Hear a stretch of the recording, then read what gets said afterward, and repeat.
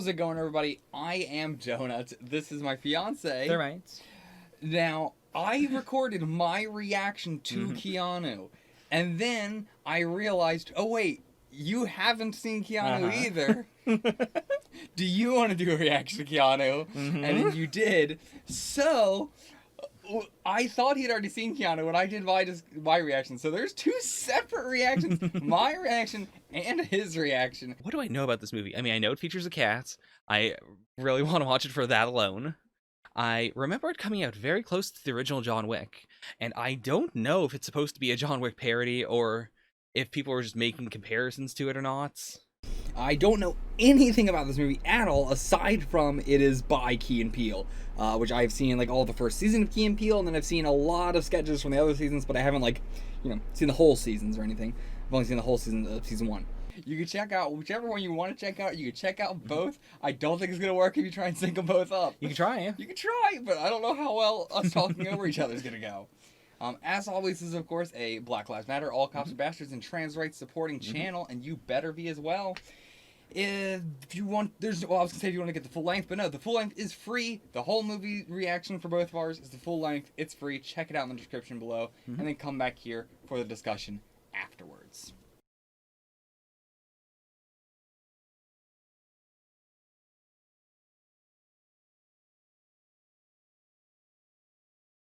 Okay, discussion time. Oh boy.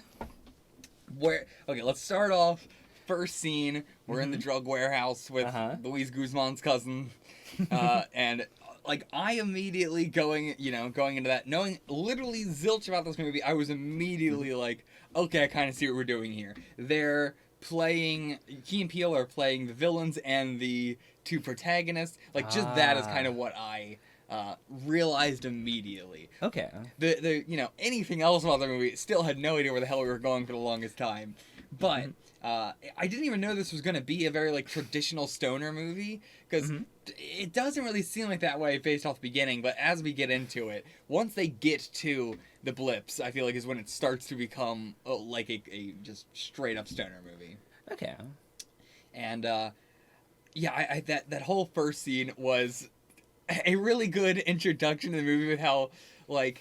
It was a good action hook for those kind of people, but then it's also all the action is so ridiculously stupid. Like when he does just do the flip for absolutely no reason. I mean, the flip is an extremely important part of the movie. It is. By nature, it doesn't make any sense. It's so pointless. Who told anyone that he did the flip? That is a good point. Who said that? There was no survivors. Maybe they had footage of it. But, yeah, like, even, what is his actual name? I have no idea, but, Tectonic, he did the flip at the end while being shot at, which is actually, like, okay, that one actually mattered when he, like, did the flip up the pillar and he was being shot at. But, the guy in the opening, he wasn't even being shot at, just randomly jumped over it to the flip. See, I thought where we were going with that was, Key and Peele are the brothers, and in order to get away with this cat, they shave their heads and become normal citizens. Like, this is before we saw their civilian identities. Once I saw that, I was like, okay, so they're playing both sets of characters. Yeah. But from that scene, I was like, oh, that's what we're doing. They're going to go undercover as normies. Like, what of the movie had you seen prior to actually seeing it? Like, what did you know about it? So, I knew it was a Key and Peele movie. I knew there was a cat named Keanu. So you did know the cat's name was Keanu and everything. Okay. And I remember specifically hearing on the news that Key and Peele denied the idea that it was a John Wick parody. Okay. Like a lot of people immediately took it as a John Wick has the meme hook of, dead dog, now he's gonna go fight. Yeah. And so they thought it was going to be a similar, like, oh, look, it's a super cute cat, and then they're gonna go fight gangsters or something. That is also what I thought. And to be fair, I fully believe that is what they intended the movie to be originally. Where the movie starts out and then where the movie goes feels like two completely different movies. Apparently, like in terms of tone. Apparently they started production, like, around the same time. So, what do you mean? Like, Keanu and John Wick, #1. Oh, okay. Which also adds to the, like... Well, to be fair, John Wick is the more popular one, but I was thinking more Taken. Right, it's... Taken, I think, was the more inspiration at the time. But whereas people would now more closely equate it to John Wick, because I had not seen John Wick, so I can't really speak on it or anything like that. But the whole cat aspect, I think, accidentally makes it more John Wick than they were intending it to be originally. But I do think they were originally intending it to be a parody of Taken and of Liam Neeson stuff specifically, not Keanu stuff. Keanu has that sort of thing with John Wick now, but that was mainly a Liam Neeson thing, and that was a thing that they do in Key and Peele, was joke about, Liam Neeson making these kind of movies. Which is what I thought this whole movie was going to be, because I assumed it was going to be those characters that always talk about the Liam Neesons outside the valet parking space. I thought we were going to do that with Keanu, and I was like, I have no idea how on earth this could possibly be an entire movie. Because I also assumed it was a Key and Peele movie, like the show movie. Yeah, I do remember the first time we ever really talked about Keanu, you definitely thought it was the... what are they called again? Like the parking valets? Yeah, the valets. And you also thought it was, not an hour and a half movie. Yeah. I have to emphasize the shock on your face, and you're like, it's an hour and a half? And then you showed me a valet sketch in order to show me, is this it? Is it these guys? Not these guys as in Key and Peele, but these guys. These characters. Yeah. Yeah, can't deny it, cannot deny it. The cat being Keanu completely came out of left field for me. It was only when the title came up with the cat paw that I was like, oh, the cat's Keanu. It does help that the cat is not called Keanu at the beginning. It's like Ignacio or something. Yeah. Everyone gives the cat a different name. Yeah. Absolutely love that aspect. I love how important the cat is to every single character. Yeah. It is this almost magical realism of this cat is the most adorable and important thing in the universe. And everyone immediately acknowledges it, that yes, it is the most important thing. Yeah. I can't get over it. And the cat looks so amazing. It is. And my god. The cinematography of the cat is so incredible that there's so many times where I go, this feels CG. This feels too cute to be real. They definitely pushed the cat capturing technology in Hollywood forward with this movie. Yeah. I've never seen a movie do this before. Incredible. I mean, there is the famous Hollywood adage of, never work with kids, never work with animals. Yeah. And especially with a kitten. Yeah, I know, and there's so much stuff in this that it had to have been trained for. Yeah. There's not a lot in this where it could just be like, oh, just film the cat. There's some you could, but not a lot. God. And yeah, the fact that it's a kitten is incredible. I imagine a big chunk of the movie probably went exclusively to the cats. Yeah. I mean, it might have been multiple cats, Maybe. multiple kittens. I don't know. It depends on how long it took the movie to, film and everything. Yeah. But either way, really, really incredibly well done. I'd be very surprised if it was multiple kittens because it's so unbelievably cute that it would be hard to find one that's equally as cute. And I didn't notice any differences with it. Yeah, same. I was paying attention to see is this a CGI cat? Also, is it just a completely different one at some point? Yeah. It seems like it was the same one throughout. It does say a lot that we've gotten so far CG of this movie. We kept going, is this cat CG? Yeah, especially that one scene where they, where it bumps against someone and they kind of kick it to the side a little bit. How do you do that? Was that an effect? I don't know. I don't know. It could have been completely accidental. Yeah. Okay, where do we go from there? So then we go to introducing, I don't remember their names at all. It was Clarence and Rel. And Rel, as, the civilian characters in this movie. Setting up also their, character arcs in the movie of Rel being somebody who just sort of wastes his life away and having Clarence be somebody who is afraid to let loose. Yeah. He clearly has that aspect inside of him, but he just didn't want to. He sort of repressed it. Yeah. He doesn't speak out at any point. Or normally he doesn't. Whereas Rel is the more one who is actually, tries to put on a front more so than he actually is. Yeah, and I mean, it's the classic stoner dynamic thing you got going on in these kind of movies. Or just the buddy comedy movies. Mm-hmm. You know, I feel like where it's oh, you're too like this, you're too like this, and then by the end of the movie, they're the opposites. Right. And yeah, I mean, it just follows the formula of, like, sort of, like, I remember you and your reaction saying, like, I can't believe they're doing this, hallucinogenic trip, you know, visual thing in, like, a movie, you know, with this budget, when it's like, man, there's been so many movies with so much bigger budgets that have done that as well. Like, that is the only, as a trope I hate in stoner movies, is the, like, this one is one of the only ones where I think it was really good because it was a completely separate drug. But there's so many, even like, you know, Cheech and Chong movies, where they're just smoking weed and then they'll hallucinate. And it's like, it's also when it's from you know, people who are trying to be, like, what am I trying to say? Like, Cheech and Chong are pro-weed. Yeah. So it's like, what is the message that they're trying to give across? Like, you know, it's definitely making it harder to legalize marijuana. Right. If this sort of shit continues to be a trope and you know, all this stuff. So I think it was good that it was a completely separate fictionalized drug, even, to be fair. Yeah, and, I mean, that as well, the, like, you know, the, like, oh, here's this super drug, which is literally just, we put all these drugs together. How did nobody think of just putting these drugs together before? Like, it's always so funny to me when it's not like I've created a new drug. It is just, I bundled it together. Like, no one's ever done that. I feel like that is way more the case with stoner comedies rather than, like, actual plot-based movie. Like, you know, if it's like a science fiction world or if it's like a whatever, I feel like they're way more better about making an actual new drug. Yeah. But it's always so ridiculous to me, and especially when it is like, video games have a lot the vague, like, oh, it's just a bunch of drugs put together. Like, okay, this one at least had, you know, where they like listed like what it was or whatever. But I always just find it so funny when it's just the amalgamation of just. It sounds like the professor from Powerpuff Girls, just like, you know, a little bit of heroin, a little bit of cocaine, just mix it all together. Holy shit.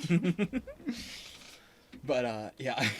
I don't know. I'm kind of just talking about the tropes of like, what else did you find weird about the movie? Because I should probably say for the audience, I don't watch stoner comedies very much. Yeah. I've seen Bill and Ted and 2 of the Harold and Kumar movies, and that's really it. Like, the plot of it is usually we want to get weed, so then we get wrapped up in a big gang and police, you know, problem thing. And then by the end, we just sort of like... The end of a stoner comedy movie is a lot of the end of the one Breaking Bad episode where Jesse and Walter just, you know, sunburnt as hell eating in the diner. I feel like that's how 90% of stoner movies end. They just end with the characters just looking like shit and just being somewhere very mundane, just being like, oh, crazy time, huh?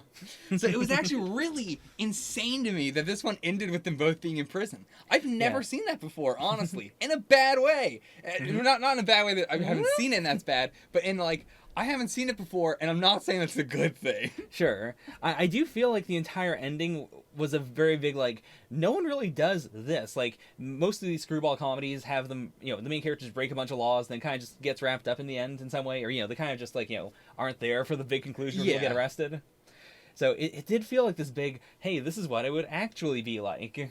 Or they are, you know, it's a movie, so it's more of a ideal universe where it's a, like, well, you guys got wrapped up in this, so, you know, it kind of wasn't your fault. I mean, it's a little bit different than this. There were a lot more active in this than most other stoner movies. But, you know, there is that sort of, like, idealized world at the end there. Yeah.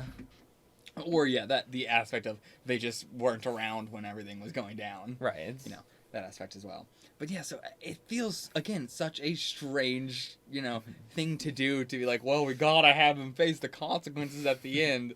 Like, they don't. It's not even like a Hollywood thing of like, oh, well, Hollywood made... Like, no, clearly not. Plenty of stoner movies where they don't. It definitely felt like, hey, screw this trope, we're going to do it the opposite way. Yeah. Which, not wasn't a fan of. Honestly, just wasn't a fan of the whole police plot. They didn't really do anything with it. It was just kind of like... It felt like they felt like it was needed, but it didn't really add anything. Yeah. It felt so weird to me when Heisey revealed that she was a police officer. Yeah. because like it didn't really feel that foreshadowed, and it didn't really add a lot to the movie. And it was like, well, then what was the point of the whole situation with the rich people? Well, I mean, they were celebrities. like yeah, I know why. To entrap him. To entrap. Wait, who?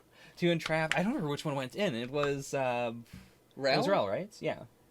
Wait, why would they be trying to entrap Rel? Because that was set up before he even came there. Yeah, but I assume they're going to try and get someone from the gang to accompany her, as opposed to just her going to these celebrities and acting out this thing. That's because because she did say they paid the celebrities to do this. Yeah, but it's so elaborate to if their plan was to get one of the people in the car. Yeah, I do think that's what it was, because then after that on the rooftop they have that whole scene where she's like, you did kill them, right? And he has to repeatedly say no. I assume that she was recording him at that point. I don't think so. But I don't think so. But I mean, I could see maybe that's so stupid to try and how much money would they be paying to arrest one tiny low-level criminal? Why would they be going after the lowest people in the gang? That is so stupid. Yeah. Yeah, I mean that whole plot line, just don't understand it. Don't understand it. And what was the furthermore, that is the most insane entrapment I've ever seen. They were it took so long for them to get anything to happen. And the amount of just High C is the worst fucking police officer. Well, that ain't true. But she's just fucking crazy. And yeah, I did like the other low level gang members. Can't remember any of their names. It was Trunk and I don't remember. Neck, yeah, I think. Oh boy. Was the other one just Scars? It may have been Scars. Something like that. Or Stitches. But yeah. Incidentally, I really like the set design in a lot of places. When they were talking to the gang members, they had graffiti with some of their tags in the backgrounds, and they never talked about it. Yeah, I didn't notice that. I remembered specifically, a shot without Stitches in it just had a tag way up on that big brick wall that they were talking in front of. Yeah, and there is a Stitches tag there. It was just a clear. Yeah, at some point he crawled up there and then did his tag. Okay. I was actually going to say that the set design was incredibly lazy in this movie. Compared to most other stoner movies, it was extremely bland. They were just either in a club or in some dark where the movie's just so dark. They're just in some dark rundown place you can barely even see what it looks like for 90% of the movie. And if they're not there, then they're just in I mean the movies are kind of realistic looking. Yeah.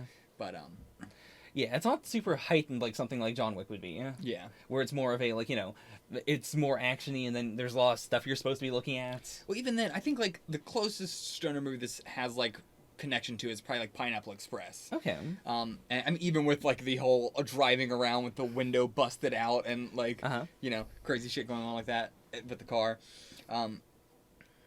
Shit, what was I about to say? You're talking about set design? Yes. In Pineapple Express, the set design I feel was way more interesting. In Half-Baked, I feel the set design was way more interesting. In any Cheech and Chong movie, in any Harold and Kumar movie, I feel the set designs are so much more interesting. Yeah. Cheech and Chong and Harold and Kumar, a little bit different, because those movies are all about the set piece. Right. But it is Cheech and Chong in this set piece, Harold and Kumar in this set piece. Yeah. But, the other ones, I feel are still, perfectly mentionable. Even, stoner comedies that aren't stoner comedies, like Derek Comedy. Or, what's another good example I have?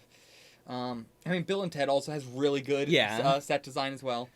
I mean, Bill and Ted's set design is very also, plot focused. Yeah, I mean, I'm not even talking about the supernatural stuff or the science fiction stuff, but even just the, house stuff or whatever. It is more interesting. Yeah, I don't know. All right. I do see what you're going with, but yeah, I feel the location, set design is a bad word, but location scouting, I feel could have been better. Sure. They were kind of just going for the if you've grown up in LA, this kind of place. Yeah. Yeah. So where do we want to move on from there? I don't know. What do we want to talk about next? I mean, I feel we kind of covered a lot of the gang stuff just there. Yeah, I mean, I really like the concept of the blips. I can't believe I've never seen that before. Yeah, it's a good one. It is great. You always see the just like a play on Blood or Crypt, but it's never like, oh, here's this third faction that was shunned from them. And I like it because like they are a legit gang. Like they aren't like they were shunned from. They are the like, you know, dumb gang. Yeah. They are the most incompetent ones. But they are still scary. Right. It's like it is a good justification for why we have this screwball group of weirdos. Yeah. Like instead of, you know, just extremely serious criminals. Now, why do we think that Luis Guzman's character was working with the blips? Why was he already in a connection with them?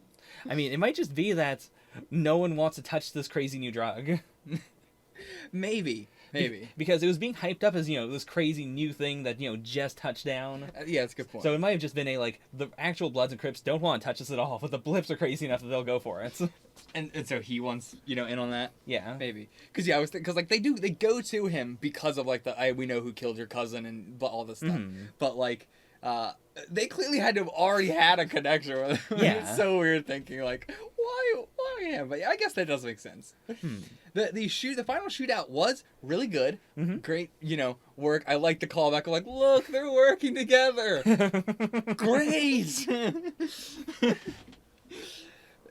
Yeah, I really like, you know, what movies like this can do with playing with the tropes of almost like shonen-y anime sort of shit, but then playing it up like with the, you know, like, you're my best friend, or like, look, they're working together, and like the it's a lot of stoner movies have this, like, you know, they're getting involved with bad people, but then the bad people are just people looking for a family, and so they create a more wholesome family by the end, which is kind of what they did here. Okay. They all got arrested and everything like that, but if we ignore that, even in the prison, it was a much more wholesome family in the prison. Right.